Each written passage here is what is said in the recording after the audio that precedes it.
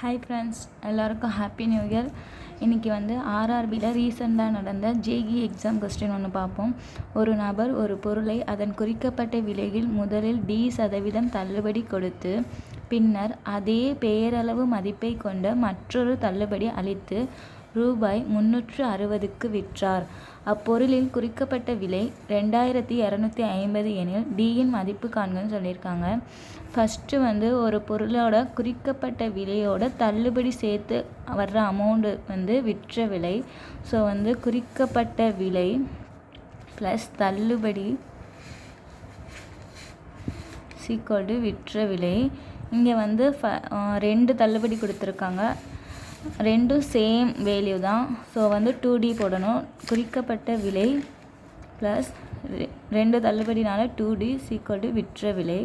குறிக்கப்பட்ட விலை 2250 plus 2D equal to விற்ற விலை 360க்கு விற்றுருக்காங்க.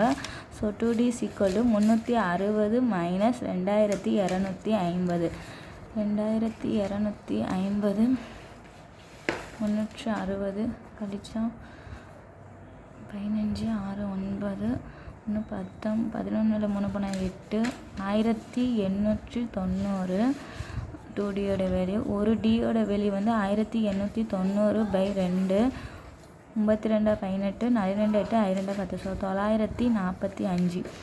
தள்ளுபடி 945 ரூபா.